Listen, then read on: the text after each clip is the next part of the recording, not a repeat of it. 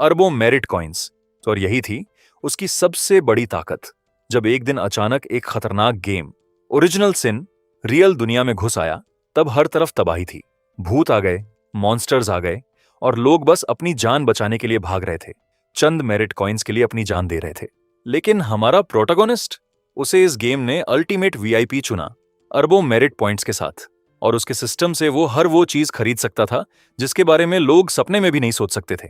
वो पावर्स, वो वेपन्स, वो एबिलिटीज जो बाकी किसी के पास थी ही नहीं। ये स्टोरी सच में माइंड ब्लोइंग है।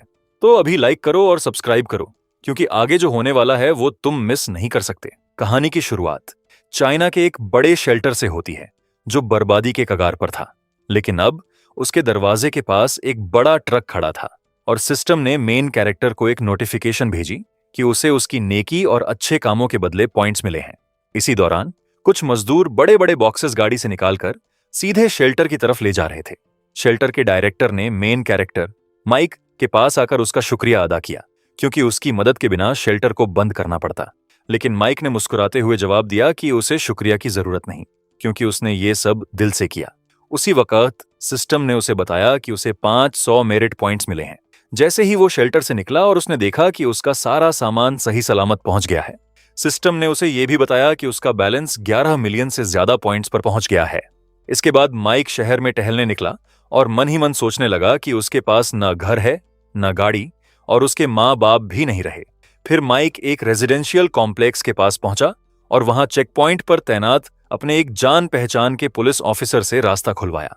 उस आदमी ने मुस्कुराते हुए पूछा कि क्या वो फिर से कोई नेकी करने निकला है। तो माइक ने जवाब दिया कि ये उसके माँ बाप की आखिरी ख्वाहिश थी। दरअसल माइक एक ऐसे सिस्टम से जुड़ा था जो उसके अच्छे कामों पर चलता था।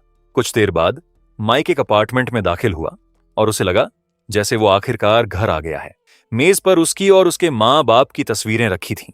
उसने उन्हें देखा और सोचने लगा कि उसके माँ बाप 2 साल पहले उसे ये सिस्टम देकर चले गए थे, बिना कोई निशान छोड़े, बस एक आखिरी मैसेज। उसी वक्त आसमान में एक खूनी छांद शहर की तरफ बढ़ रहा था और किसी की राक्षसी फुसफुसाहट एक बड़ी तबाही के आने की बात कर रही थी। माइक खिड़की के पास मेज पर बैठा सोच रहा था कि पूरे 2 साल से वो नेकियां करता आया है और मेरिट पॉइंट्स की कुल तादाद 11 मिलियन से भी ज्यादा हो गई है, पर अवेलेबल बैलेंस 0 है। वो सोचने लगा कि आखिर मेरिट पॉइंट्स का इस्तेमाल होता कैसे है। तभी उसने देखा कि उसके गिलास का पानी खून जैसा लाल होने लगा।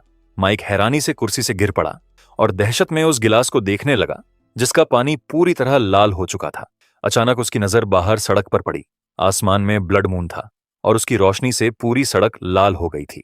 जैसे ही वो उठा, सिस्टम ने माइक को बताया कि वो एक रिवर्सल साइन प्लेयर के तौर पर क्वालिफाई कर चुका है और पहली कॉपी 24 घंटों में खुलेगी।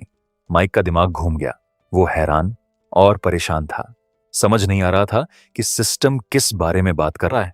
जब उसने नीचे देखा तो पाया कि उसके पांव के नीचे का फर्श भी लाल हो गया था, जैसे वो खून के एक तालाब में खड़ा हो। जब उसने झुककर फर्श को हाथ लगाया तो उंगलियों पर खून के दाग थे। सब कुछ बिल्कुल असली लग रहा था, हालांकि ऐसा लग रहा था जैसे कोई इल्यूजन हो। इसके बाद माइक ने चारों तरफ नजर घुमाई और देखा कि हर तरफ इंटरफेरेंस है, जैसे कोई कंप्यूटर गेम क्रैश होने वाला हो। अचानक उसने अपने सिर के ऊपर एक अजीब पीली रोशनी देखी और फिर इंटरफेरेंस एकदम बंद हो गई।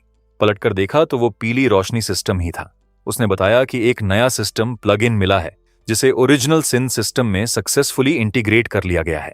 इसके नतीजे में कंट्रोल सिस्टम अनलॉक हो गया और अवेलेबल बैलेंस अब 11 मिलियन से ज्यादा हो गया। ये सुनते ही माइक पर घबराहट की लहर दौड़ गई। उसने खुद को संभाला, क्योंकि वो जानता था कि घबराने से हालात और बिगड़ेंगे। उसने सिस्टम से पूछा कि क्या गेम का इनविटेशन अभी भी एक्टिव है, तो सिस्टम ने जवाब दिया कि उसे अपनी ईमेल चेक करनी चाहिए। माइक को एहसास हुआ कि काउंटडाउन अभी भी चल रहा है, यानी भागने की कोई जगह नहीं बची। फिर उसने फोन उठाया और इंटरनेट पर ओरिजिनल सिन नाम के गेम के बारे में खोजने की कोशिश की, लेकिन फोन पर सबसे पहले एक वार्निंग आई कि ओरिजिनल सिन कीवर्ड को सर्च करने की कोशिश की गई है। उस वार्निंग में यह भी लिखा था कि अगर उसे इनविटेशन मिला है तो वो एक वेब आर्काइव पर जाए जहां ज्यादा जानकारी है, और अगर किसी और से सुना है तो सीधे उनसे बात करें। माइक को समझ आया कि जब इस गेम की एक ऑफिशियल वेबसाइट भी है तो ये काफी पहले से मौजूद रही होगी। उस साइट पर लिखा था कि माइक को यकीन करना होगा कि ओरिजिनल सिन गेम कोई धोखा नहीं है और इंसानों की हिफाजत के लिए सेफ्टी मेजर्स तैयार हैं जो जल्दी से हालात से निपट सकते हैं। उसमें यह भी था कि गेम में बहुत सारे मॉन्स्टर्स और ऐसी घटनाएं हो सकती हैं जो साइंस और कॉमन सेंस के खिलाफ ही हों। इसीलिए माइक को अपनी सुरक्षा पर पूरा ध्यान देना होगा। उसे हर हाल में जिंदा रहना होगा और सभी टास्क्स पूरे करने होंगे, वरना गेम खत्म हो जाएगा। यह भी बताया गया कि मिशन फेल होने पर गंभीर नतीजे भुगतने होंगे, लेकिन मिशंस पूरे करने पर तरह तरह के इनाम, खजाने, खास एबिलिटीज और यहां तक कि उसकी सबसे गहरी ख्वाहिश भी पूरी हो सकती है। तब माइक के दिमाग में आया कि वो अब एक ऐसे गेम में फंस गया है जहां मॉन्स्टर्स हैं, अजीब घटनाएं हैं, फेल होने पर खतरा है, लेकिन साथ में कामयाब होने पर इनाम भी है। यानी इस गेम में खतरा भी है और मौका भी। तो उसने फैसला किया कि वो बेसिक प्लगइन को कंबाइन करेगा, जिससे शुरुआत में कुछ फायदा मिले। उसके दिमाग में बस एक ही बात थी, किसी भी हाल में जिंदा रहना है और कल का सोचना बंद करना है, क्योंकि उसे मरना बिल्कुल नहीं है। इसके बाद मेन कैरेक्टर ने खुद को संभाला, स्पेशल कपड़े पहने और गेम की दुनिया में जाने की तैयारी करने लगा। पिछले कुछ दिनों में उसने खाना, गर्म कपड़े, पानी और जरूरी दवाइयां इकट्ठी की थीं। थोड़ी देर बाद उसने अपना स्मार्ट सूट पहना और जाने के लिए तैयार होकर उन सभी चीजों को देखा जो उसने पहले से जमा करके सामने रखी थीं। लेकिन जैसे ही उसकी नजर खाने के बैग पर पड़ी, उसे दिखा कि आगे फिर से इंटरफेरेंस है। उसी पल उसे लगा जैसे कोई अनजानी ताकत उसे खींच रही है और वो हवा में घुलता जा रहा है। सिस्टम ने उसे यह भी बताया कि गेम शुरू होने में सिर्फ 15 मिनट बचे हैं, इसलिए उसे पहले से ही प्रिलिमिनरी डेटा भर लेना होगा। अचानक माइक को ऐसा लगा जैसे वो जीरो ग्रेविटी में तैर रहा हो, उल्टा, और कि कोई उसे लगातार कहीं खींच रहा हो। वो बेहद नाराज था कि किसी ने उसे पहले इस बारे में कुछ नहीं बताया। जब उसने चारों तरफ देखकर समझने की कोशिश की कि उसे कहां खींचा जा रहा है, तो उसे दिखा कि अंतरिक्ष के बीचों बीच एक विशाल ब्लैक होल था, जो अपने रास्ते में आने वाली हर चीज को अपनी तरफ खींच रहा था। बस कुछ पलों बाद माइक को एहसास हुआ कि वो अब वापस अपनी सामान्य हालत में है और किसी मेज पर बैठा है। जब उसने चारों तरफ नजर घुमाई तो पता चला कि वो अकेला नहीं है। सामने एक अधेड़ उम्र का आदमी बैठा था। उसके बगल में एक जवान लड़का और एक औरत थी। माइक के बाईं तरफ सफेद बालों वाली एक जवान लड़की बैठी थी और दाईं तरफ एक बूढ़ा आदमी था जो डर से कांप रहा था। अचानक वो बूढ़ा आदमी जोर से चिल्लाते हुए कुर्सी से नीचे गिर पड़ा। माइक ये देखते ही तुरंत उठा और बूढ़े के पास जाकर उसे उठाने में मदद करते हुए पूछा कि सब ठीक तो है। जैसे ही उसने बूढ़े को उठाया, सबने सुना कि क्रिस्टोफर ने मेज पर 2 बार उंगली ठोकी और सबका ध्यान खींचा। उसने बाकी सबसे पूछा कि क्या वो सब नए हैं या पहले भी गेम खेल चुके हैं। उसी वक्त चश्मे वाली औरत ने उससे पूछा कि क्या सच में ये उसके लिए पहली बार नहीं है और क्या इंटरनेट पर जो लिखा था वो सच है। उस आदमी ने कहा कि ऑफिशियल वेबसाइट की जानकारी सही है और अगर वो ओरिजिनल सिन प्लेयर्स बन गए तो उन्हें हफ्ते में 1 बार पार्टिसिपेट करना होगा। ये सुनकर बाकी सब हैरान रह गए। उनकी हैरानी देख क्रिस्टोफर बहुत चिढ़ गया। उसने कहा कि ये एक लाइफ और डेथ गेम है और ये हफ्ते में 1 बार खेला जाएगा जब तक वो मर नहीं जाते। इस पर माइक ने सोचा कि पहले उसे लगा था कि ये आदमी बस उन्हें डरा रहा है, लेकिन असल में वो बस अपना तजुर्बा बांटना चाहता था। तो माइक ने फैसला किया कि उससे बात करवाई जाए ताकि कुछ काम की जानकारी मिले। उसने बेहद उत्साह से हाथ बजाए और कहा कि उस जैसे मजबूत आदमी को जिंदा रहने में कोई दिक्कत नहीं होगी और उन्हें कुछ काम की बात बताए। आदमी ने मुस्कुराते हुए कहा कि पहली बात, दूसरों के मामले में दखल मत दो, क्योंकि उसकी अपनी जान सबसे ज्यादा कीमती है। दूसरी बात, कॉमन सेंस को भूल जाओ, क्योंकि इस गेम में सब कुछ है, भूत, आत्माएं, राक्षस। लेकिन सबसे जरूरी बात यह है कि यहाँ कुछ खास रूल्स हैं और उन्हें तोड़ने पर मॉन्स्टर्स से भी पहले मौत आएगी। तब माइक ने सोचा कि साइट पर लिखा था कि रूल्स बदलते रहते हैं और उन्हें तोड़ना भी पड़ता है, तो अब उसे कुछ समझ नहीं आया। इसी वक्त सफेद बालों वाली लड़की एलिस बातचीत में आई। उसने कहा कि उसे एक नोटिफिकेशन आई है जिसमें बताया गया है कि न्यूबी शॉप बंद है, और पूछा कि क्या किसी को इस बारे में कुछ पता है। चश्मे वाली लड़की अमांडा और जवान लड़के जोश ने भी कहा कि उन्हें भी वही नोटिफिकेशन आई है। क्रिस्टोफर ने नाराज चेहरे के साथ कहा कि तब उन्हें उस नोटिफिकेशन को खोलकर देखना चाहिए। उसने बताया कि चीजें खरीदने के लिए अचीवमेंट पॉइंट्स चाहिए और वो पहला राउंड पूरा करने के बाद ही मिलेंगे। जोश को समझ नहीं आया कि जब स्टोर में कुछ खरीदने को है ही नहीं तो उसकी जरूरत क्या है। इसी बीच बूढ़े आदमी ने क्रिस्टोफर से पूछा कि इन पॉइंट्स के बदले उन्हें क्या मिल सकता है, शायद पैसे। क्रिस्टोफर ने यह सुनकर ठहाका लगाया और कहा कि उसकी कल्पना बहुत अच्छी है। फिर समझाया कि अचीवमेंट पॉइंट्स सिर्फ ऐसी पुरानी चीजों के बदले मिलती हैं जिनमें आत्मिक ऊर्जा हो। यह सुनते ही माइक ने खुशी से अपना होंठ दांतों से दबाया, क्योंकि सिस्टम ने उसे बताया कि मेरिट पॉइंट्स और अचीवमेंट पॉइंट्स का एक्सचेंज रेट 1 से 10 है। उसे एहसास हुआ कि उसके पास 11 मिलियन मेरिट पॉइंट्स हैं। यानी एक्सचेंज करने पर 10 गुना ज्यादा मिलेंगे। जब उसके दिमाग में 114 मिलियन पॉइंट्स का आंकड़ा आया तो उसे यकीन हो गया कि असली दौलत बस थोड़ी दूर है। उसने सिस्टम से बिगिनर्स शॉप खुलवाई और उसमें एक साधारण जहर, एक माइंड क्लियरिंग पोटियन, एक इनविजिबिलिटी टैलिस्मैन, एक बेसिक हीलिंग, एक डीमन सप्रेसियन टैलिस्मैन और एक व्हाइट टाइगर खरीदा। उसे समझ आया कि एक्सचेंज रेट के हिसाब से बस कुछ हजार पॉइंट्स खर्च होंगे और स्टोर खाली हो जाएगा। फिर उसने 10,000 मेरिट पॉइंट्स को अचीवमेंट पॉइंट्स में बदला और इस तरह 1,00,000 अचीवमेंट पॉइंट्स मिले और स्टोर में जो कुछ भी था सब खरीद लिया। इसी दौरान बाहर एक मंदिर में कुछ अजीब हो रहा था। कुछ राक्षसी आवाजें, एक आने वाली भूतियां शादी का गाना गा रही थीं। अमांडा और जोश ने जब ये सुना तो वो दहशत में आ गए और सबसे ज्यादा डर उन्हें इस बात से लगा कि उस मंदिर के पास 2 लालटेनें जल रही थीं। लेकिन क्रिस्टोफर ने मेज थपथपाई और सबको चुप रहने को कहा। गेम अब शुरू होने वाला था। उसी वक्त मंदिर में पारंपरिक शादी के जोड़े में एक लड़की बैठी थी और आवाजें कह रही थीं कि मोमबत्तियों की लाल मोम पिघल चुकी है और वो लड़की और उसका दूल्हा घर वापस नहीं लौटेंगे। उसी पल सभी के सिर के ऊपर सिस्टम का मैसेज आया कि घोस्ट वेडिंग शुरू हो गई है और एडिशनल कंडीशन ये है कि पहाड़ों में शादी के खत्म होने तक जिंदा रहना है। इससे पहले कि कोई कुछ कह पाता, सबने अचानक खुद को एक दावत के बीच में पाया जहां बहुत सारे लोग मौजूद थे, लेकिन इन लोगों के चेहरे इंसानों जैसे नहीं थे। उनकी आंखें या तो खाली और काली थीं या पूरी सफेद और उनके चेहरों पर डरावनी मुस्कुराहटें थीं। एलिस ने देखा कि उसके पीछे वाली मेज पर लोग मांस के टुकड़े नोच नोच कर खा रहे थे, जैसे ये उनकी जिंदगी का आखिरी खाना हो। जब उसने पलटकर उन अजीब लोगों को देखा और पूछा कि उनके साथ क्या हुआ है, तो क्रिस्टोफर ने कहा कि इस बारे में न पूछना ही बेहतर है। जितनी ज्यादा जिज्ञासा उतनी जल्दी मौत। उसी वक्त मेहमानों में से एक बूढ़े आदमी ने माइक और बूढ़े के पीछे से आकर सख्त लहजे में पूछा कि उन्होंने चॉपस्टिक्स तक क्यों नहीं छुए। जब दोनों को उस आदमी की अविश्वसनीय और दहलाने वाली आभा महसूस हुई, जैसे उनके सामने कोई मुर्दा खड़ा हो, वो डर गए। अमांडा घबराहट में क्रिस्टोफर को हिलाने लगी और पूछने लगी कि अब क्या करें। क्रिस्टोफर ने जवाब दिया कि उसे नजरअंदाज करो, लेकिन वो बूढ़ा मेहमान पूछता रहा। कहने लगा कि इतने अच्छे दिन पर क्या उनके खूबसूरत मेहमानों ने उन्हें बेइज्जत करने का फैसला किया है, और बाकियों को हुक्म दिया कि उन्हें शराब परोसो। तभी बाकी मेहमान उनकी मेज के चारों तरफ आ गए और हाथों में शराब के प्याले लेकर घेर लिया। माइक ने सोचा कि इन सभी मेहमानों के चेहरे बेहद पीले और थके हुए लग रहे थे। हालांकि मेज पर खाना बेहद शानदार था और उसे समझ आया कि यहां कुछ तो गड़बड़ है। तभी 2 औरतें उसके पास आईं और उसे एक प्याला और चॉपस्टिक्स थमाते हुए बोलीं कि उसे खिलाने की इजाजत दें। लेकिन माइक ने क्रिस्टोफर की बात मानी और उन्हें नजरअंदाज किया। होंठ कसकर भींच लिए ताकि उनके खाने का एक कण भी अंदर न जाए। इसी बीच मेहमानों ने हर किसी को घेर लिया और अपना खाना पीना चखाने की कोशिश करने लगे। बूढ़े आदमी के पास 2 छोटे बच्चे खड़े थे।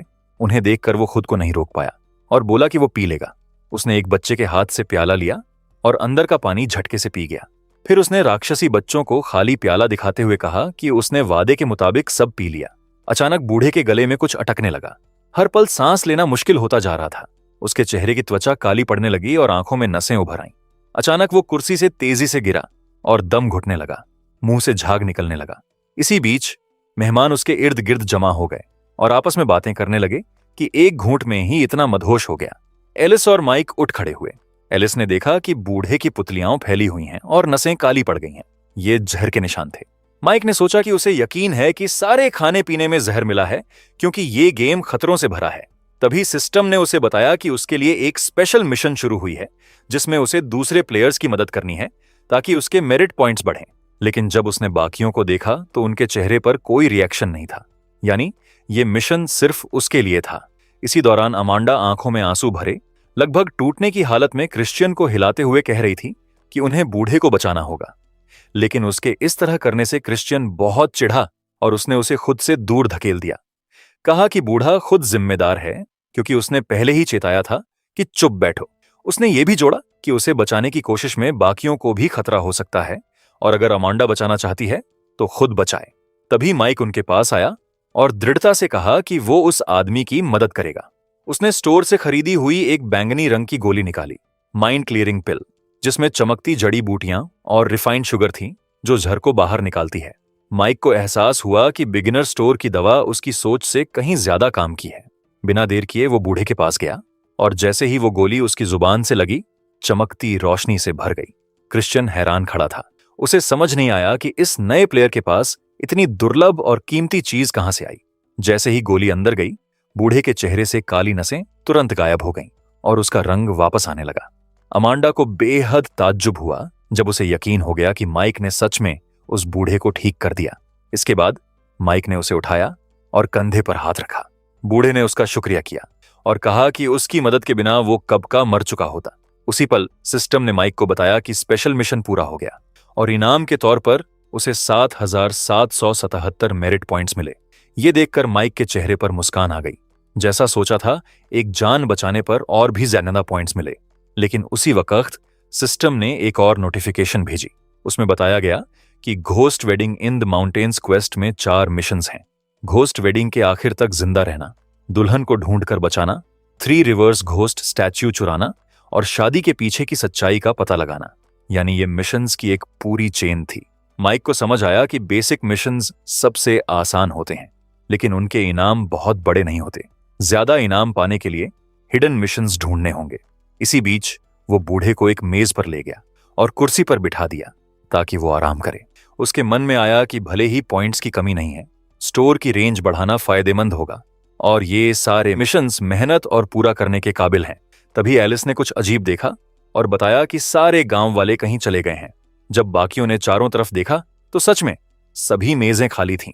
माइक एक मेज पर रखी प्लेट के पास गया और कहा कि लगता है जब वो बूढ़े को बचाने में लगे थे तभी सारे मेहमान भाग गए, लेकिन अभी भी ये नहीं पता कि वो लोग क्या करने वाले हैं। तभी जोश उठ खड़ा हुआ और बोला कि वो यहां बैठकर इंतजार नहीं कर सकते। क्रिस्टोफर तुरंत उसके पीछे भागा और चिल्लाया कि बेवकूफी न करे, लेकिन जोश ने उसकी बात नहीं मानी। वो उस गेट के पास गया जो उन्हें बाहर जाने से रोक रहा था और हैंडल खींचने लगा, लेकिन जल्द ही उसे समझ आ गया कि दरवाजा कसकर बंद है। उसी वक्त क्रिश्चियन उसके पीछे पहुंचा और उसे दरवाजे से धकेल दिया, चिल्लाते हुए कहा कि इस तरह बिना सोचे काम करने से वो सब मर जाएंगे। तभी माइक बीच में आया और कहा कि वो जोश से सहमत है। यहाँ के लोग साफ तौर पर उनके दुश्मन हैं और यहाँ बैठकर मरने का इंतजार करने से बेहतर है कि कोई रास्ता निकाला जाए। लेकिन क्रिस्टोफर ने कहा कि उनके पास कोई सुराग नहीं है और वो ये दावा नहीं कर सकते कि बाहर सड़क पर कोई जाल नहीं है। तब माइक ने मुस्कुराते हुए कहा कि उनके पास एक ऐसा साथी है जो उनकी मदद कर सकता है। एलिस और अमांडा ने हैरानी से उसे देखा। उन्हें समझ नहीं आया कि वो किसकी बात कर रहा है। जैसा कि निकला, उसका इशारा मंदिर के अंदर लाल पारंपरिक पोशाक में बैठी लड़की की तरफ था। उसने कहा कि दुल्हन इस मुश्किल को सुलझाने में उनकी मदद कर सकती है। माइक ने समझाया कि चूंकि ये शादी एक भूत से थी, इसलिए दुल्हन खुद भी शायद एक शिकार है और उनकी मदद करना चाहती है। लेकिन क्रिस्टोफर ने कहा कि दुल्हन खुद भी भूत हो सकती है और अगर उसके पास जाना है तो जाए, वो यहीं रहेगा। जोश ने माइक के साथ दुल्हन को लेने जाने की इच्छा जाहिर की। एलिस को लगा कि माइक बहुत जल्दबाजी में फैसले ले रहा है और उसे शक था कि वो कुछ छुपा रहा है। फिर भी वो उसके साथ जाने के लिए राजी हो गई। बूढ़ा भी जाना चाहता था, लेकिन माइक ने उसे रोका और कहा कि उसे अभी आराम की जरूरत है और यहीं रहना बेहतर होगा। अमांडा बहुत डरपोक थी, इसीलिए उसने क्रिस्टोफर के साथ रुकना ही ठीक समझा। इसके बाद माइक क्रिस्टोफर के पास गया और उससे कहा कि जो लोग यहां रुक रहे हैं उनका ख्याल रखे। उसने वादा किया कि वो जल्द लौटेंगे और कुछ भी हो तो क्रिस्टोफर उसे बुला सकता है। फिर माइक, एलिस और जोश मंदिर की तरफ चल पड़े। वो जल्दी ही दरवाजे तक पहुंच गए और माइक ने दरवाजा खोलकर अंदर कदम रखा। अंदर एक लड़की लाल शादी के जोड़े में बैठी थी। उसके दोनों तरफ लाल कपड़ों में मर्द खड़े थे, लेकिन उनके चेहरे इंसानों जैसे नहीं लग रहे थे। लड़कों को एहसास हुआ कि कमरा अजीब फिगर से भरा था, लेकिन वो समझ नहीं पाए कि ये सब दुल्हन के कमरे में क्यों है। तब माइक ने कहा कि वरना इसे घोस्ट वेडिंग क्यों कहते। इसके बाद उसने जेब से व्हाइट टाइगर की मूर्ति निकाली, दुल्हन के पास गया और उससे खुद को मिलवाने की इजाजत मांगी। उसने कहा कि वो सब अजनबी हैं जिन्हें इस जश्न में खींच लिया गया है। फिर उसने लड़की से पूछा कि क्या वो उनके साथ भागना चाहती है और क्या वो उनकी मदद के लिए तैयार है, लेकिन कोई जवाब नहीं आया। लड़की चुपचाप बैठी रही और माइक की बातों पर कोई प्रतिक्रिया नहीं दी। तब मेन कैरेक्टर ने फैसला किया कि लड़की के हुड के नीचे क्या है ये देखेगा और झटके से उसे उतार दिया। जब उसने उठाकर देखा तो दहशत में आ गया। सामने कोई इंसान नहीं, बस एक कागज की मूर्ति थी। सभी डर गए। किसी को समझ नहीं आया कि असली दुल्हन कहां है। तभी एलिस ने सवाल किया कि माइक को इतना यकीन कैसे था कि दुल्हन सच में है। उसे पता था कि वो नया प्लेयर है, लेकिन उसे नहीं पता था कि उसे वो बात कैसे पता थी जो बाकी प्लेयर्स को नहीं पता। उसी वक्त सिस्टम ने माइक को बताया कि उसे दुल्हन बेला को ढूंढना है। उसने सोचा कि बेला एक इंसानी नाम है, लेकिन उसे कागज की मूर्तियां बचाने की क्या जरूरत है और असली दुल्हन कहां हो सकती है। तब एलिस ने सुझाया कि कमरे की तलाशी ली जाए, शायद कहीं कोई हिडन मैकेनिज्म हो। वो कमरे के हर कोने में ढूंढने लगी, हर अलमारी और हर चीज को ध्यान से देखा। अचानक उसने कागज की दुल्हन की मूर्ति के ठीक पीछे रखे पलंग पर थपथपाया और महसूस किया कि यही वो चीज है जो उसे चाहिए थी। उसने माइक की तरफ मुड़कर कहा कि पलंग के बीच का हिस्सा अंदर से खाली है। उस पल माइक ने सोचा कि जब बूढ़े को झर दिया गया था तब सबसे पहले एलिस ने ही समझा था कि क्या हो रहा है, और अब उसे एहसास हुआ कि ये सिर्फ एक होशियार और बहादुर लड़की नहीं है, वो साफ तौर पर कुछ छुपा रही है। तभी जोश दुल्हन की मूर्ति के पास गया और उसे उठाया, क्योंकि वो उनके पलंग तक जाने के रास्ते में थी। माइक ने देखा कि जोश इतना लापरवाह था कि उसने उस कागजी मूर्ति को सीधे जमीन पर फेंक दिया। फिर तीनों पलंग के पास गए और उसे उठाने का फैसला किया। जब उन्होंने पलंग उठाया तो नीचे एक रास्ता था जहां एक पुरानी लकड़ी की सीढ़ी नीचे जाती थी। जोश झिझक रहा था, लेकिन माइक ने दृढ़ता से कहा कि उन्हें उतरना होगा। दोनों लड़कों ने मोमबत्तियां उठाईं ताकि रोशनी हो, फिर नीचे उतरे। जल्दी ही पता चला कि यहां सिर्फ एक ही रास्ता है, कोई मोड़ नहीं। तीनों पुरानी भूमिगत सुरंगों से होते हुए आगे बढ़ते रहे। अचानक जोश को लगा कि उसने कुछ पर पैर रखा है। जब उसने नीचे देखा तो वो किसी का हाथ था। दहशत में उसने मोमबत्ती गिरा दी और जोर से चिल्लाते हुए जमीन पर गिर पड़ा। एलिस उसकी मदद के लिए आई, और जब उसने उसे उठाया तो दोनों को समझ आया कि वो असली हाथ नहीं था, बस ऊपर वाली मूर्तियों जैसा एक कागजी फिगर था। जब वो अगले रास्ते पर पहुंचे तो वहां और भी फिगर्स थे, कुल 6 हिस्से जो ऊपर वाली मूर्तियों से मेल खाते थे। जोश को समझ नहीं आया कि ये सब फिगर्स टुकड़ों में क्यों हैं, लेकिन माइक चुपचाप उन अजीब फिगर्स को देखता रहा और अचानक उसे कुछ समझ आया। उसने कहा कि ये फिगर्स उन्हीं लोगों से बेहद मिलते जुलते हैं। उसे पुराना एक रिवाज याद आया जिसमें किसी अमीर घराने की दुल्हन के साथ दहेज भेजा जाता था, जिसमें न सिर्फ गहने और तस्वीरें होती थीं बल्कि लोग भी। यानी गेम में आए 6 प्लेयर्स असल में इस घोस्ट वेडिंग का दहेज थे। दुल्हन असली नहीं थी, दुल्हन का कमरा नकली था और दहेज भी। और अगर माइक की सोच सही है तो असली कमरा नीचे है और ये फिगर्स बस उनके भविष्य का इशारा कर रहे हैं। फिर वो अचानक गलियारे में आगे भागा, कहा कि सोचने का वक्त नहीं है, उन्हें अभी दुल्हन को बचाना होगा, वरना बाहर रुके 3 प्लेयर्स मुसीबत में पड़ जाएंगे। सुरंग के एक हिस्से तक पहुंचने पर जॉश को अचानक आगे एक अजीब रोशनी दिखी। जल्दी ही तीनों के सामने एक लकड़ी का दरवाजा था जिसके दोनों तरफ दीवार पर 2 मोमबत्तियां जल रही थीं। बिना देर किए उन्होंने दरवाजा खोला और अंदर गए। वहां दर्जनों मोमबत्तियों से घिरा एक ऑल्टर था। उसके बीच में एक लड़की लेटी थी, लाल शादी के जोड़े में, लाल कपड़े से ढकी हुई। वो बिल्कुल हिल नहीं रही थी। उसका चेहरा ढका था और हाथ धीरे से पेट पर रखे थे। लेकिन जब एलिस ने उसके चेहरे पर से कपड़ा उठाया तो उसे एहसास हुआ कि वो लड़की जिंदा है, सांस ले रही थी, बस बेहोश थी। माइक ने एलिस से पूछा कि क्या वो दुल्हन को जगा सकते हैं, लेकिन एलिस को यकीन नहीं था क्योंकि उसे नहीं पता था कि उसकी मदद कैसे की जाए। तभी माइक ने जोश की तरफ मुड़कर कहा कि लड़की को उठाने में मदद करे। दोनों ने मिलकर उसे ऑल्टर से उठाया, बहुत सावधानी से, ताकि उसे पत्थर की स्लैब से न लगे। अचानक माइक को कई लोगों के तेजी से उनके कमरे की तरफ आने की आवाजें आईं। जब लड़कों ने पलटकर देखा तो अमांडा और बूढ़ा आदमी कमरे में दौड़ते हुए आए, आंखों में आंसू भरे, गिड़गिड़ाते हुए कह रहे थे कि उन्हें बचाओ। माइक ने दहशत में पूछा कि उनके साथ क्या हुआ। अमांडा ने कहा कि वो लोग उन्हें मारने वाले हैं। सबके हाथों में कुदाल और हंसिये थे। जो भी सामने आया उस पर हमला कर दिया और अभी क्रिस्टोफर उन्हें रोकने की कोशिश कर रहा है। ये सुनते ही माइक ने तुरंत एलिस से कहा कि दुल्हन को लेकर चले और वो खुद बाहर जाकर देखेगा कि क्या हो रहा है। इसी दौरान बाहर कांटेदार हथियार लिए स्थानीय लोगों ने क्रिश्चियन को घेर लिया था और वो अकेला अपना बचाव कर रहा था। उसने अपने भूतिया सेवक को बुलाया जो भी हथियारबंद था और हमलावरों को चेताया कि एक और कदम बढ़ाया तो उसका भूतिया सेवक कार्रवाई करेगा।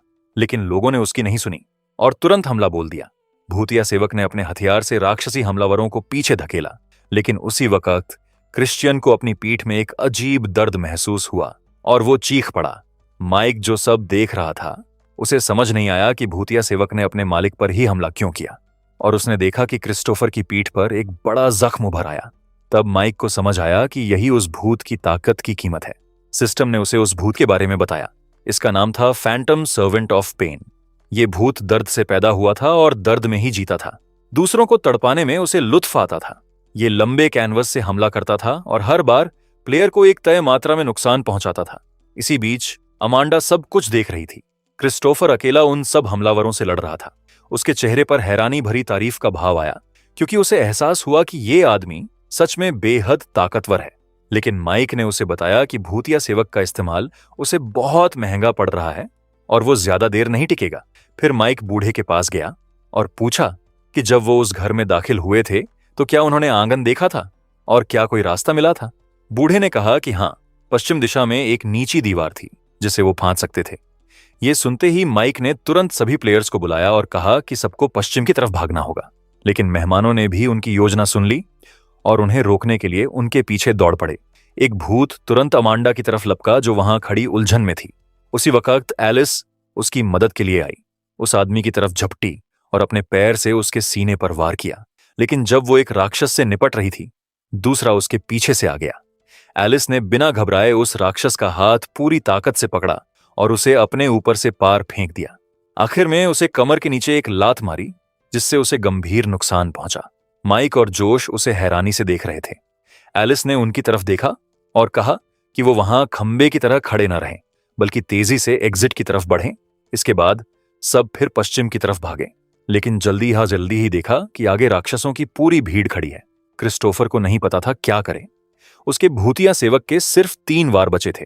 तभी मेन कैरेक्टर ने जेब से एक सुनहरा टेलिस्म निकाला और कहा कि इस हालत में उन्हें आखिरी हथियार आजमाना होगा। क्रिस्टोफर ने हैरानी से देखा। उसे समझ नहीं आया कि माइक के पास इतना ताकतवर टेलिस्मन कहां से आया। माइक ने उस टेलिस्मन के पुराने 3 हेवनली मास्टर्स को बुलाया और हुक्म दिया कि रात में घूमने वाली बुरी आत्माओं को जला दो। उसने 3 टेलिस्मन्स राक्षसों की तरफ उछाले और सबको भागने का इशारा किया। जैसी टेलिस्मन्स जमीन से लगे, उनके सामने की पूरी जगह आग की लपटों में घिर गई। लपटें हर दिशा में उठ रही थीं। आग की एक अभेद्य दीवार बन गई। राक्षसों के पास भागने के सिवा कोई चारा नहीं था, लेकिन वो बच नहीं पाए और जलकर राख हो गए। क्रिस्टोफर ने जो बचा था उसे देखा और माइक से कहा कि अगर उसके पास और तालिस्मन्स हैं तो दोबारा इस्तेमाल करें। माइक ने कहा कि तालिस्मन बुरी आत्माओं को भगाता है और चूंकि ये लोग अभी भी इंसानी हैं, इसलिए आग उन्हें नहीं छुएगी। क्रिस्टोफर ने हैरानी से पूछा कि फिर उन्हें क्या करना चाहिए। माइक ने कहा कि पुराना प्लान ही सही है। फिर वो अचानक दीवार की तरफ दौड़ा और बोला कि अभी यहां से निकलना है। इसी दौरान बचे हुए राक्षस कांटेदार हथियार लेकर गांव में घूम रहे थे और अपने दुश्मनों को ढूंढने की कोशिश कर रहे थे। उसी वक्त एक घास के ढेर से एलिस का हाथ बाहर निकला। वो राक्षसों के गुजरने का इंतजार कर रही थी ताकि सही वक्त पर हमला करे। वो और क्रिस्टोफर अपनी छुपने की जगह से निकले, राक्षसों की गर्दन पकड़ी और उन्हें निहत्था कर दिया। फिर उनके बेहोश जिस्मों को एक सुनसान जगह ले गए। जब वो वापस बाकी प्लेयर्स के पास उस खलिहान में पहुंचे जहां दुल्हन पहले से थी, एलिस ने कहा कि यहां के लोग लगातार बढ़ते जा रहे हैं, इसलिए उन्हें जल्दी निकलना होगा। जोश को समझ नहीं आया कि जाइए कहां। उनकी बाहों में एक बेहोश दुल्हन भी है। उसी वक्त माइक सोचने लगा कि दावत बर्बाद हो गई और दुल्हन बच गई, लेकिन सेरेमनी अभी खत्म नहीं हुई, यानी कुछ छूट गया है। तभी अमांडा ने खुशी से बताया कि दुल्हन शायद होश में आ गई है। जब सब उस लड़की के पास गए और पूछा कि वो ठीक है, माइक ने उससे पूछा कि क्या उसे अपना नाम याद है। लड़की के सिर में बहुत दर्द था, लेकिन उसने धीरे से जवाब दिया कि उसका नाम बेला है। फिर उसने उलझन में सबको देखा और पूछा कि वो कौन है। माइक ने कहा कि वो बस कुछ बदकिस्मत लोग हैं जो एक शादी की रस्म में फंस गए। फिर उसने बेला से पूछा कि क्या उसे घोस्ट मैरिज के बारे में कुछ पता है। बेला ने कहा कि वो पक्के से नहीं बता सकती, लेकिन उसे कुछ दिन पहले पकड़ा गया था। वो एक बग्घी में अपने लोगों के साथ जा रही थी जब कुछ आदमियों ने हमला किया। उसके साथ जो थे उन सबको मार दिया और सिर्फ उसे उठा ले गए, लेकिन उसे नहीं पता था कि उन सब में से सिर्फ उसे ही क्यों चुना गया। माइक ने उसे समझाया कि अगर इस सेरेमनी को खत्म नहीं किया तो यहां सबकी जान जाएगी और बेला का अंत भी अच्छा नहीं होगा।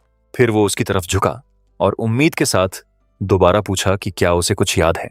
थोड़ा सोचने के बाद बेला के दिमाग में उसके साथ हुई कुछ पुरानी घटनाओं की तस्वीरें आईं।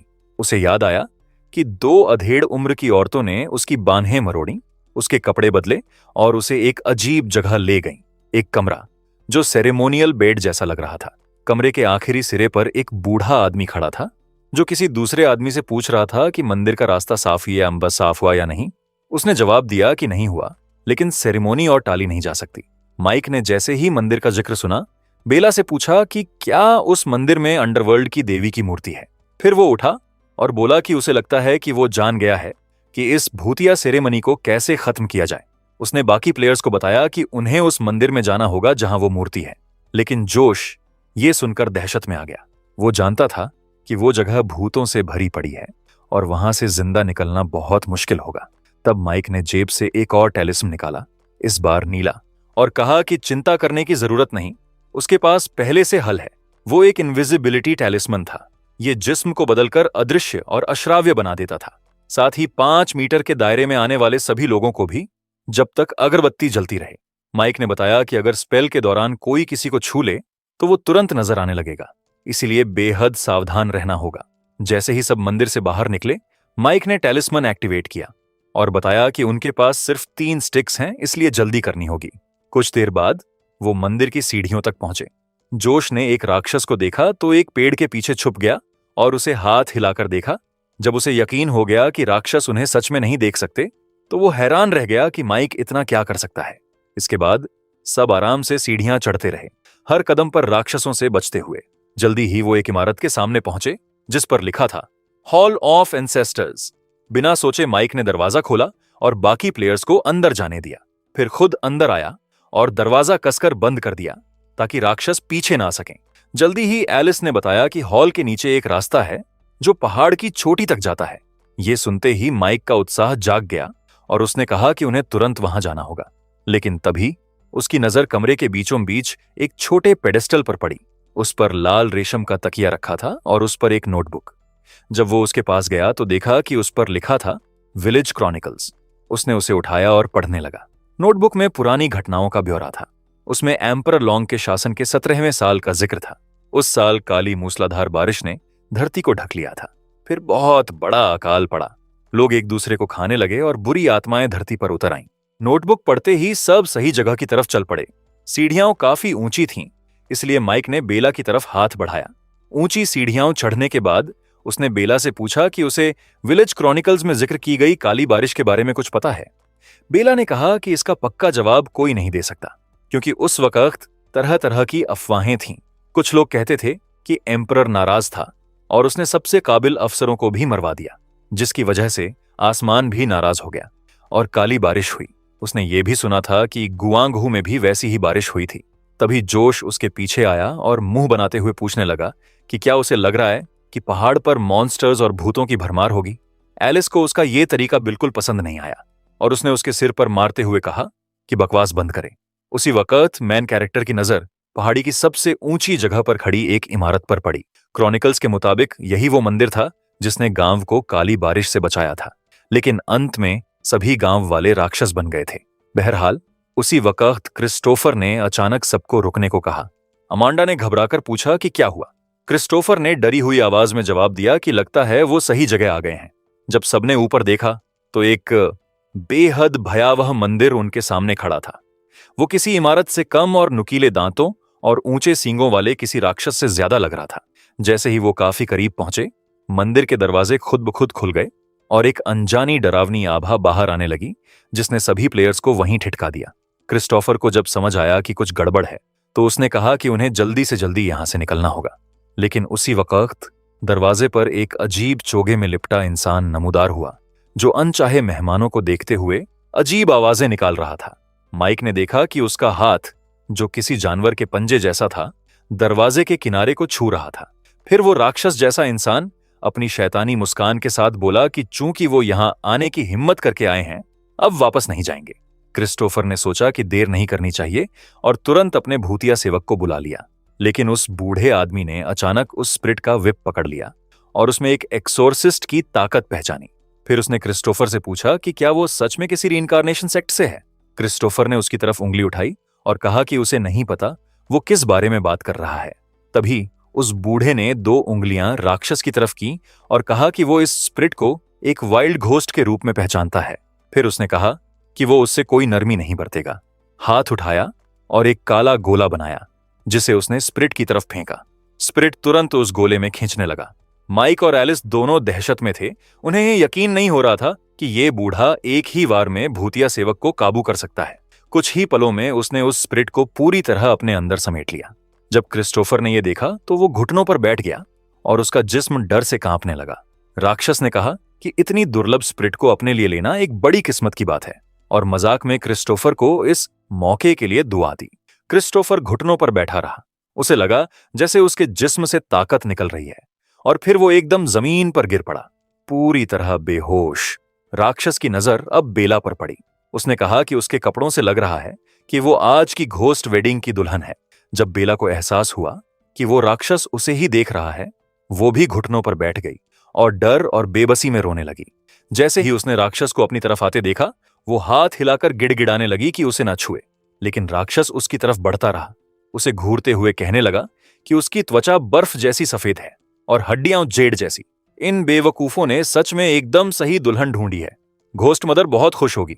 तभी माइक बातचीत में आया और पूछा कि अंडरवर्ल्ड की देवी को अचानक दुल्हन की जरूरत क्यों पड़ी। जब बूढ़े को एहसास हुआ कि उसे बीच में रोका गया, तो उसने पागलों जैसी नजरों से माइक को देखा और पूछा कि उसे टोकने की हिम्मत कैसे हुई। लेकिन माइक जानता था कि डरना नहीं है, अभी उन्हें बस वक्त खींचना है।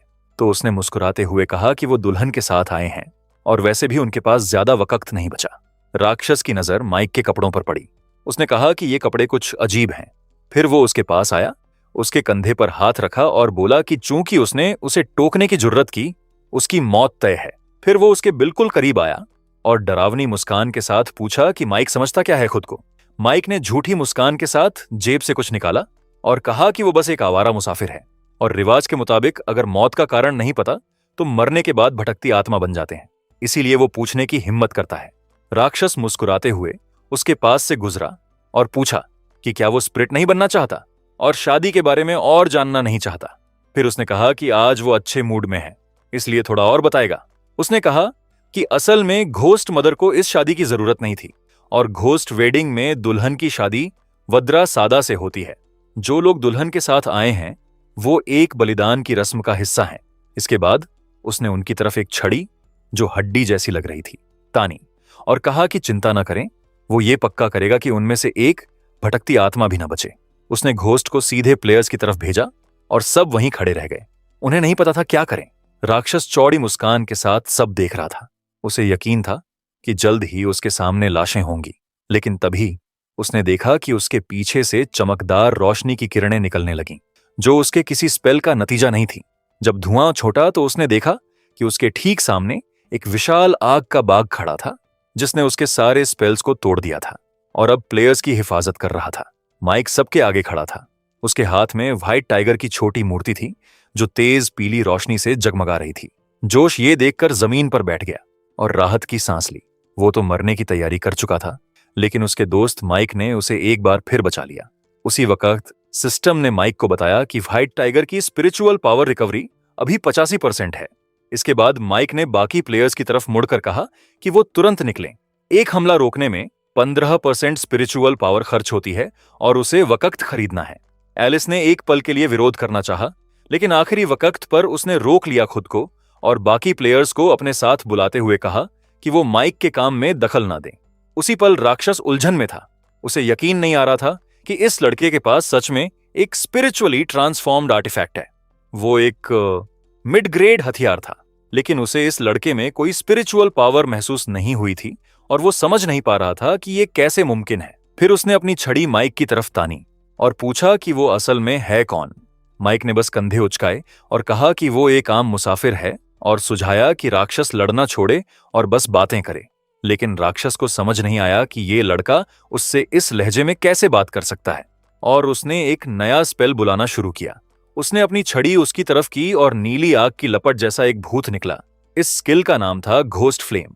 फिर उसने कई और फायर घोस्ट छोड़े और उन्हें माइक और बाग की तरफ भेजा, लेकिन माइक पहले ही एक बैरियर से खुद को ढक चुका था, जो राक्षस की एबिलिटीज को अंदर नहीं आने दे रही थी। ये देखकर बूढ़े के चेहरे पर एक चिढ़ी हुई मुस्कान आई। उसने कहा कि माइक बेकार में अपने हथियार पर भरोसा कर रहा है। जब उसकी स्पिरिचुअल एनर्जी खत्म होगी तो वो उसे जिंदा खाल उधेड़कर टुकड़े टुकड़े कर देगा। उसी वक्त माइक को एहसास हुआ कि वो सच में बड़ी मुश्किल में है और उसे जल्दी कुछ सोचना होगा। बैरियर टूटने के बाद राक्षस उसे डेमनिक फायर से लगातार मारता रहा और माइक को बचते रहना पड़ा। जब राक्षस को लगा कि माइक के पास कोई बचाव नहीं बचा तो वो हंसा और पूछा कि अचानक व्यंग्य करना क्यों बंद कर दिया। माइक को समझ आया कि इस तरह बचते रहने से कुछ नहीं होगा, उसे खुद पहल करनी होगी। उसने हाथ बढ़ाया और व्हाइट टाइगर को दोबारा बुलाया। आग का बाग उसके ठीक पीछे प्रकट हुआ, फिर उसके ऊपर से छलांग लगाई और राक्षस पर हमला करने दौड़ा। बाघ ने उसे अपने ताकतवर पंजे से मारना चाहा, लेकिन देखा कि राक्षस बैरियर से ढका है। ये देखकर बूढ़ा हंसा और बोला कि क्या माइक सच में सोचता था कि वो उसकी चाल का अंदाजा नहीं लगा पाएगा। स्पिरिचुअल पावर के बिना सिर्फ हथियार के दम पर वो सोल बैनर नहीं तोड़ सकता, चाहे बाघ की मदद हो या ना हो। उसने कहा कि वो वेंसफुल स्पिरिट्स की घोंसली फायर इस्तेमाल करके अपने मैजिकल वेपन्स को और मजबूत करेगा। लेकिन उसी वक्त किसी ने 3 तालिस्मन्स राक्षस की तरफ उछाले और उसकी बैरियर के पास 3 जबरदस्त धमाके हुए, जिसने उसे काफी हिला दिया। जब उसने ध्यान से देखा तो सफेद बालों वाली लड़की एक तरफ खड़ी थी और उसके हाथ में कई तालिस्मन्स थे जो वो उसकी डिफेंसिव बैरियर पर फेंक रही थी। राक्षस ने बस एक तिरस्कारी मुस्कान दी और कहा कि वो अगली मरेगी। लेकिन उसी वक्त उसे पता नहीं चला कि उसकी बैरियर में एक दरार पड़ चुकी है। जब तक उसे एहसास हुआ कि उसका बचाव कमजोर पड़ रहा है, तब तक बहुत देर हो चुकी थी। पूरी बैरियर टूट गई थी और व्हाइट टाइगर उस पर झपट रहा था। उसी पल माइक ने एलिस को हमले का इशारा दिया। जैसे ही उसने सुना, उसने 3 तालिस्मन्स और फेंके और बाघ ने भी अपनी पूरी ताकत उस अगले वार में लगा दी। कुछ ही देर में जहां राक्षस की बैरियर थी, वहां एक जबरदस्त धमाका हुआ और ब्लास्ट वेव ने पास खड़े सभी को पीछे धकेल दिया। आखिरी पल में राक्षस किसी तरह धमाके की जगह से कूदकर बच गया, लेकिन उसके सारे कपड़े तार तार हो गए। उसने दहशत में माइक को देखा और पूछा कि उसने ये क्या किया।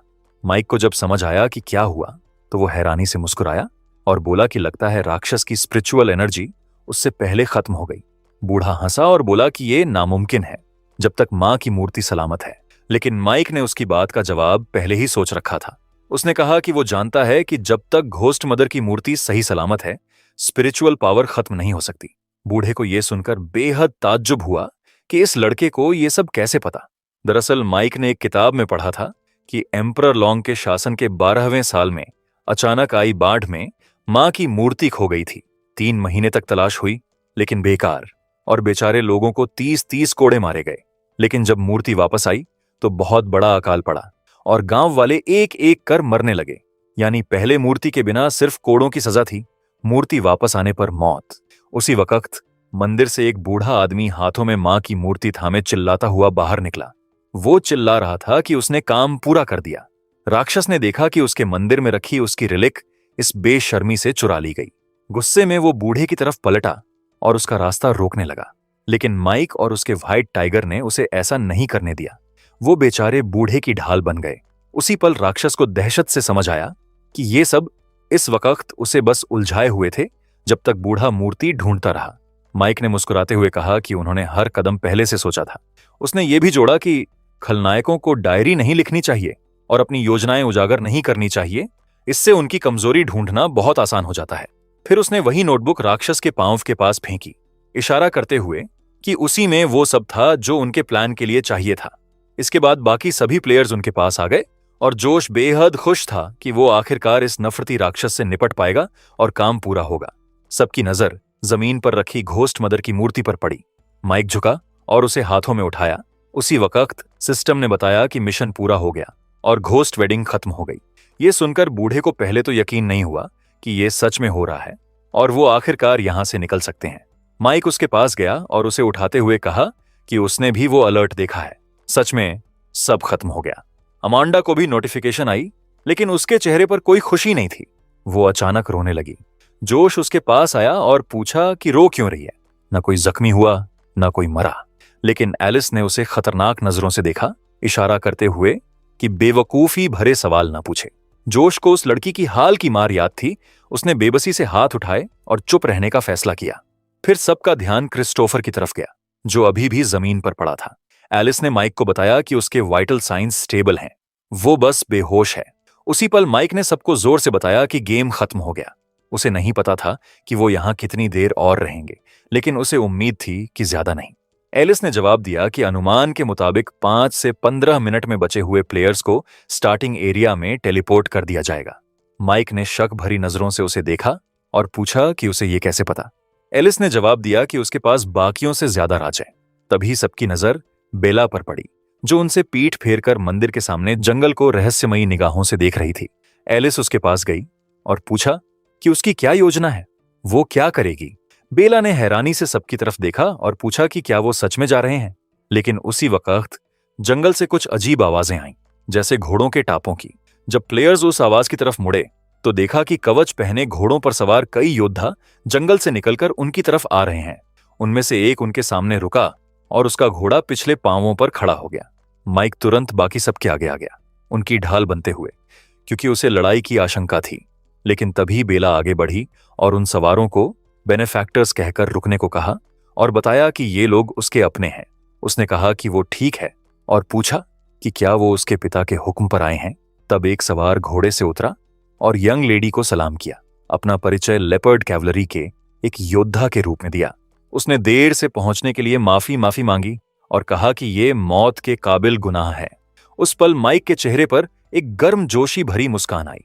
उसे लगा कि बेला की जिंदगी के बारे में अब चिंता करने की जरूरत नहीं।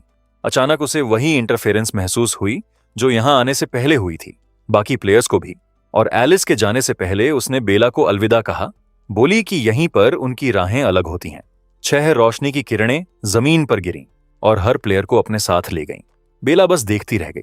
कैवलरी के एक आदमी ने उससे पूछा कि ये लोग कौन थे। अब तो उनका कोई निशान भी नहीं बचा। बेला ने जवाब दिया कि उसे उनके नाम पूछने का मौका भी नहीं मिला।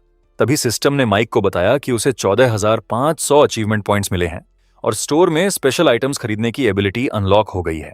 माइक ने सोचा कि स्टोर अगले टास्क तक खुला रहेगा और वो सब एक्सप्लोर कर सकेगा। लेकिन जब उसने अपने इनाम की रकम देखी तो समझ आया कि ये स्टोर में इस्तेमाल हुई चीजों की भरपाई के लिए भी काफी हुई नहीं है। उसे एहसास हुआ कि सिर्फ मेन मिशंस करते रहने से कई गेम्स लगेंगे एक आइटम के बदले पॉइंट्स एक्सचेंज करने में। और अब उसे समझ आया कि उस वक्त क्रिस्टोफर ने दखल क्यों नहीं दिया था। लेकिन माइक की हालत अलग थी। उसके पास पॉइंट्स की कमी नहीं थी, बल्कि स्टोर का सामान चाहिए था। जब सिस्टम ने उसे रियल वर्ल्ड में वापस जाने का विकल्प दिया तो उसने हाँ कर दी। अगले ही पल वो अपने अपार्टमेंट में था, ठीक उसी जगह जहां से सिस्टम उसे गेम में ले गया था।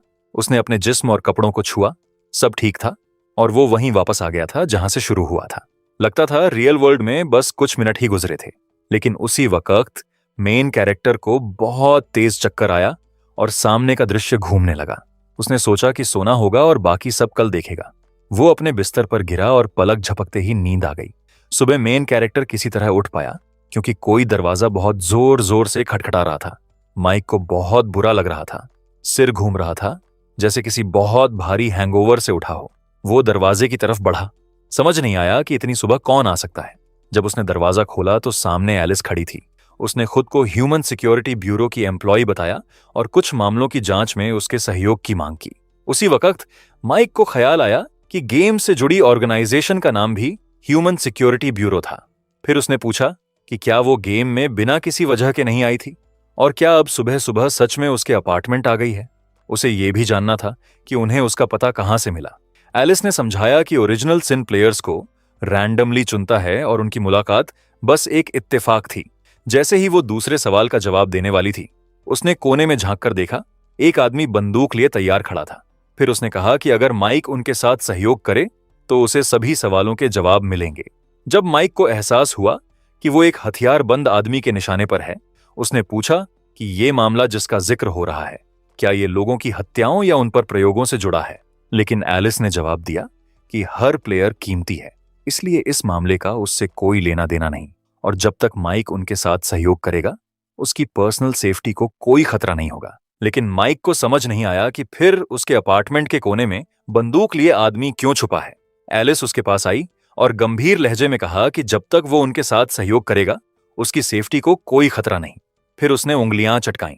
इशारे पर उस सिपाही ने अपनी बंदूक रीलोड की और हर पल गोली चलाने को तैयार हो गया। माइक को समझ आया कि उसके पास कोई चारा नहीं। उसने हाथ उठाए और कहा कि वो सहयोग के लिए तैयार है, लेकिन कपड़े बदलने का वक्त चाहिए क्योंकि गेम के बाद उसके कपड़े काफी गंदे हो गए हैं। एलिस ने कहा कि उनके पास 15 मिनट हैं। थोड़ी देर बाद माइक ने कैजुअल कपड़े पहने और बाहर निकला जहां उसके लिए गाड़ी खड़ी थी। एलिस ड्राइव कर रही थी और माइक को देखते ही उसने फौरन कहा कि गाड़ी में बैठे। फिर वो 2 और सर्विस कार्स के साथ मंजिल की तरफ रवाना हुए। एलिस ने बताया कि कल का मिशन सबसे मुश्किल कैटेगरी में था और वो इसलिए बचे क्योंकि माइक था। उसने ये भी कहा कि ऑर्गेनाइजेशन को कल वो नहीं मिला था और सटीक बात करें तो उसकी पहचान के बारे में। ये जानकारी सिर्फ उसके जितनी क्लियरेंस वाला ही उसे दे सकता है। फिर उसने एक्सेलरेटर दबाया और सभी गाड़ियां और तेज हो गईं। जल्दी ही वो सही जगह पहुंच गए। एक ऊंची इमारत थी जो किसी यूनिवर्सिटी या बड़े सरकारी दफ्तर जैसी लग रही थी। जैसे ही वो चेक पॉइंट पर पहुंचे, एक सिपाही तुरंत आया और एलिस से पहचान पत्र मांगा। एलिस ने कागज दिखाया और उसने एक खास डिवाइस से स्कैन किया। सिस्टम ने बताया कि ग्रुप की लीडर एलिस उनके सामने है और वेरिफिकेशन पास हो गई। सिपाही ने तुरंत हेडक्वार्टर्स की मैनेजर का स्वागत किया और उन्हें अंदर जाने दिया। इसके बाद वो सीधे कॉन्फ्रेंस रूम में आ गए। माइक ने पूछा कि उसे यहां क्यों लाया गया है, लेकिन एलिस ने कहा कि वो जल्दी ही सब खुद समझ आएगा। तभी दरवाजे पर दस्तक हुई। दरवाजा खुला और मेन कैरेक्टर के सामने डॉक्टर के कोट में एक आदमी था जो उसका जान पहचान का लग रहा था। उस आदमी ने माइक को मीठी मुस्कान दी और कहा कि बहुत दिन बाद मिले। वो अंकल बेंजामिन निकला, माइक का रिश्तेदार और साथ ही एक मशहूर फोकलोरिस्ट, हिस्टोरियन और आर्कियोलॉजिस्ट और ऑर्गेनाइजेशन का एक अहम एम्प्लॉय। बेंजामिन ने बताया कि वो इस वक्त रिसर्च में लगा था क्योंकि वो भी माइक की तरह एक प्लेयर है, लेकिन उम्र का असर दिखने लगा है। एलिस माइक के पास आई और बोली कि प्रोफेसर बेंजामिन ऑर्गेनाइजेशन के रिसर्च ग्रुप के सबसे अहम और मुख्य मेंबर हैं और ब्यूरो के ऑनरी डिप्टी डायरेक्टर्स में से एक। लेकिन बेंजामिन ने कहा कि अगर फिलिप और उनकी पत्नी गायब न हुए होते तो ये पद उन तक न पहुंचता। माइक ने अपने पिता का नाम सुनते ही तुरंत उठकर पूछा कि क्या उसके माँ बाप भी ब्यूरो में काम करते थे। बेंजामिन ने धीरे से सांस ली और कहा कि माइक को सच में कुछ भी नहीं पता। उसने बताया कि फिलिप और उनकी पत्नी सेलेना इस सिक्योरिटी ब्यूरो के संस्थापक और सबसे पुराने मेंबर्स हैं। उन्होंने सबसे पहले अनोमलीज की खोज की और ओरिजिनल सिन के आने की भविष्यवाणी की, लेकिन बदकिस्मती से आसमान हमेशा सबसे अच्छे लोगों को पहले उठा लेता है। वो बच नहीं पाए। माइक ने पूछा कि क्या उसके माँ बाप किसी कार एक्सीडेंट में मारे गए, और अब उसे सबसे ज्यादा ये जानना था कि उनके साथ क्या हुआ और क्या वो जिंदा हैं। बेंजामिन सब बताना चाहता था, लेकिन एलिस ने उसे रोका। कहा कि वो ये नहीं बता सकता क्योंकि ये सीक्रेट इंफॉर्मेशन है। माइक बहुत नाराज हुआ। उसने पूछा कि वो अपने माँ बाप की जिंदगी के बारे में क्यों नहीं जान सकता। तब एलिस ने उसकी तरफ एक फोल्डर बढ़ाया और कहा कि फिर उसे एक एग्रीमेंट साइन करना होगा और ऑर्गेनाइजेशन का मेंबर बनना होगा। जब मेन कैरेक्टर ने वो डॉक्यूमेंट देखा तो उसमें डरावनी तस्वीरें और लिखित ब्यौरे थे कि कैसे मॉन्स्टर्स ने इंसानी दुनिया पर हमला किया और तबाही मचाई। एलिस ने कहा कि वो चाहती है कि माइक एक बात समझे। इस कॉन्ट्रैक्ट पर साइन करने का मतलब है कि वो डिस्टॉर्शंस के खिलाफ इस लड़ाई का हिस्सा बनेगा और उसे अजीब घटनाओं, पागलपन और शायद मौत का भी सामना करना पड़ सकता है। माइक ने डॉक्यूमेंट में देखा कि वो जानबूझकर किसी को ऐसी मिशन पर नहीं भेजते जहां से वापसी ना हो। एलिस ने कहा कि जैसा उसने पहले कहा, हर प्लेयर उनके लिए कीमती है और वो किसी को जानबूझकर कुर्बान नहीं करेंगे, सिवाय उस हालत के जब वो कुर्बानी एक जान लेकर उससे ज्यादा जाने बचा सके। ये सुनते ही माइक ने सही जगह साइन किया और कहा कि इस हालत में वो पूरी सच्चाई जरूर जानेगा। इसी दौरान दूसरे कमरे में दो आदमी सब देख रहे थे। सोफे पर बैठे आदमी ने दूसरे से पूछा कि वो इस लड़के के बारे में क्या सोचता है। आंख पर निशान वाले आदमी ने कहा कि ये लड़का बहुत जल्दबाज, आत्मविश्वासी, गर्म मिजाज और घमंडी है, लेकिन उसके साथी ने मुस्कुराते हुए कहा कि ये उल्टा अच्छी बात है। फिर वो स्विच के पास गया क्योंकि बिना रोशनी के काफी अंधेरा था। उन्हें बताया गया कि उन दोनों की अलग अलग जिम्मेदारियां हैं, एक शक के लिए और दूसरा यकीन के लिए। इसी बीच बेंजामिन ने माइक का कॉन्ट्रैक्ट लिया और कहा कि साइन करने के बाद वो उन्हीं में से एक है, लेकिन उसके पास अपने 2 प्रोजेक्ट्स हैं, इसलिए उसकी ट्रेनिंग एलिस संभालेगी। फिर वो कमरे से निकल गया और माइक और एलिस अकेले रह गए। माइक उलझन में था, समझ नहीं आ रहा था कि क्या करे और कहां से शुरू करे। एलिस अपनी जगह से उठी और बोली कि वो ह्यूमन सिक्योरिटी ब्यूरो के स्पेशल एनालिसिस ग्रुप की पूर्व प्रमुख थी और अब सेकंड स्पेशल ऑपरेशंस ग्रुप की प्रमुख है। फिर उसने हाथ आगे बढ़ाया और माइक ने सोचा कि उसे भी अपना परिचय देना चाहिए, लेकिन एलिस ने कहा कि वो उसका नाम पहले से जानती है और ये भी कि वो 20 साल का है और बेरोजगार है। उसकी फाइल में लिखा था कि वो ऑर्गेनाइजेशन के संस्थापकों का बेटा है, अपना यूनिवर्सिटी डिपार्टमेंट छोड़ चुका है, किसी रोमांटिक रिलेशनशिप में नहीं है और उसके ओरिएंटेशन को लेकर कुछ संदेह भी हैं। उस पल माइक का दिल चाहा कि दीवार से सिर मार ले ताकि इस लड़की की खोदी हुई बातें सुनना बंद हो जाए। एलिस ने कहा कि वो उसके बारे में बहुत कुछ जानते हैं और अब तक तो उसे समझ आ जाना चाहिए। ब्यूरो एक ऑफिशियल ऑर्गेनाइजेशन है जो हर असाधारण घटना की जांच करती है। ओरिजिनल सिन भी इसी में आता है। माइक ने पूछा कि क्या ओरिजिनल सिन के अलावा और भी अनोमेलस घटनाएं हैं। एलिस ने उसे एक फोल्डर दिया और बताया कि ऐसी घटनाएं उसकी सोच से कहीं ज्यादा हैं। जब उसने फोल्डर खोला तो अलग अलग तारीखें थीं जिनमें हर घटना का अपना नाम था। एलिस ने बताया कि पहले ये असामान्य घटनाएं किसी रहस्यमयी आग की गुफा से फूटती थीं और उन्हें दोबारा होने से रोकना जरूरी था, लेकिन अब उस गुफा से मॉन्स्टर्स बाहर निकल आए हैं और इन्हीं में से एक घटना ओरिजिनल सिन से जुड़ी है। माइक ने कहा कि शायद गेम के आने के बाद बाकी अनोमलीज गायब हो गई होंगी। लेकिन एलिस ने कहा कि ये पूरी तरह सच नहीं है। उसके पिता की रिसर्च के मुताबिक वो सब छोटी छोटी दुनियाएं बन गईं। वो ब्लैक होल्स की तरह काम करती हैं। जब कोई बहुत बड़ी एनोमली आती है तो बाकी सब उसमें समा जाती हैं। इसके बाद एलिस उठी और कहा कि ओरिजिनल सिन और उससे जुड़ी घटनाओं से निपटना ही अब उनके काम का मुख्य हिस्सा है। फिर उसने एक बटन दबाया और दीवार पर एक ब्लैक बोर्ड उतर आया जिस पर एलिस ने सब कुछ साफ तरीके से समझाया। उसने कहा कि डेरिवेटिव इंसिडेंट्स की दो कैटेगरीज हैं। पहली, आउट ऑफ कंट्रोल प्लेयर्स। ये लोग अचानक ताकतवर पावर्स हासिल कर लेते हैं और कुछ बुराई करने लगते हैं। ब्यूरो ऐसे लोगों पर नजर रखती है और उन्हें रोकती है। माइक को दूसरी कैटेगरी जाननी थी। एलिस ने बताया कि दूसरी टाइप की डेरिवेटिव इंसिडेंट्स को डंजन्स कहते हैं। उसने साफ किया कि इसका मतलब गेम के मिशंस वाले डंजन्स नहीं है, बल्कि वो डंजन्स जो रियल दुनिया में प्रकट हो जाते हैं। माइक बेहद हैरान हुआ। उसे नहीं पता था कि ये उनकी दुनिया में भी आ सकते हैं। एलिस ने कहा कि ऑफिशियल वेबसाइट पर लिखा था मिशन फेल होने पर गंभीर नतीजे। उसी वक्त माइक को ऑल्टर के पास लाशों के ढेर की वो तस्वीर याद आई जो दिखाती थी कि गेम खत्म हो गया। जैसा निकला, जब सारे प्लेयर्स खत्म हो जाते हैं तो मिशन फेल माना जाता है और रियल दुनिया में एक डंजियन प्रकट हो जाता है। एलिस ने कहा कि यही दूसरी समस्या है जिसे उन्हें सुलझाना है। माइक ने सोचा कि यही होता अगर मिशन फेल होता, लेकिन समझ नहीं आया कि उसने इसके बारे में पहले क्यों नहीं सुना था। एलिस ने उसे चिंता न करने को कहा और बताया कि डंजन से आमतौर पर पुराने एक्सपीरियंस्ड प्लेयर्स निपटते हैं। फिर उसने उसे एक सूटकेस दिया।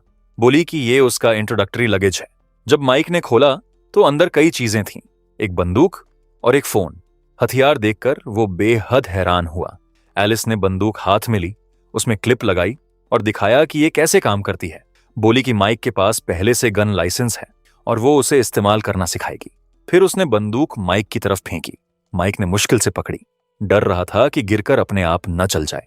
एलिस ने समझाया कि हथियार ऐसे ही नहीं दिए जाते, सिर्फ भरोसेमंद लोगों को मिलते हैं और अगर उसने अपने पद का गलत इस्तेमाल किया तो ब्यूरो आसानी से उससे छुटकारा पा सकती है। फिर उसने एक मोबाइल फोन फेंका। बताया कि यह सैटेलाइट सिग्नल सपोर्ट करता है और ऑर्गेनाइजेशन की सभी असाइनमेंट्स और कम्युनिकेशंस इसी पर आएंगी। इसके बाद उसने एक वॉचरिस्ट निकाली और बताया कि इसमें एक स्पेशल डिटेक्टर लगा है। जब कुछ असामान्य डिटेक्ट होगा तो वॉच पर एक इंडिकेटर जलेगा। कुल 6 रंग हैं, green, blue, purple, orange, red and white. Scale पर जितना नीचे उतना ज्यादा खतरा। अचानक दरवाजे पर दस्तक हुई और माइक तुरंत पलट गया। आंख पर निशान वाला वही आदमी कमरे में आया और अंदर मौजूद लोगों को गंभीर नजरों से देखा। एलिस थोड़ी हैरान हुई और डिप्टी से पूछा कि वो यहां क्यों है। उसका नाम थॉमस था, ब्यूरो का डिप्टी डायरेक्टर और इमरजेंसी सिचुएशन से निपटने वाले स्पेशल ऑपरेशंस ग्रुप का प्रमुख। उसके हाथ में एक टैबलेट था। उसने एलिस से पूछा कि ट्रेनिंग में और कितना वक्त लगेगा। एलिस ने जवाब दिया कि मुख्य बातें हो चुकी हैं, बस शूटिंग रेंज पर प्रैक्टिस बाकी है। लेकिन थॉमस ने कागजात सामने रख दिए और कहा कि वो बाद में भी हो सकता है, अभी एक अर्जेंट टास्क है। फिर उसने माइक को भी एक कॉपी दी ताकि वो पढ़ सके। उसमें लिखा था कि मिशन का कोड नेम था केबिन इन डकास्ट वुड्स। ये एक अनकंट्रोल्ड नाइट रैंक डंजियन था। ये देखते ही एलिस तुरंत नाराज हो गई और बोली कि माइक ने सिर्फ एक मिशन पूरा किया है, इतनी जल्दी इतना बड़ा खतरा उठाना सही नहीं। लेकिन थॉमस ने कहा कि वो कोई आपत्ति नहीं सुनेगा, या तो माइक मिशन पर जाए या मना कर दे। तब माइक ने उससे पूछा कि अगर वो मना करे तो नतीजा क्या होगा। थॉमस ने जवाब दिया कि कुछ खास नहीं होगा, बस उसका साइन किया हुआ कॉन्ट्रैक्ट रद्द हो जाएगा, ब्यूरो की सारी यादें मिटा दी जाएंगी और उसे वापस भेज दिया जाएगा। उस पल माइक ने सोचा कि मना करने का मतलब है एंट्रेंस टेस्ट और ताकत के प्रदर्शन दोनों में फेल होना। और सबसे बड़ी बात, वो अपने माँ बाप के बारे में कुछ नहीं जान पाएगा। उसने झटपट फैसला किया, वो अपने माँ बाप के बारे में जानना चाहता है। वो अपनी जगह से उठा और बोला कि वो टास्क स्वीकार करता है। थॉमस ने कहा कि उसे एनालिटिक्स डिपार्टमेंट से और जानकारी मिलेगी। फिर वो निकल गया। जैसे ही माइक एलिस के साथ अकेला रहा, उसने कहा कि उसे लगा डिप्टी चीफ उससे थोड़ा सतर्क है।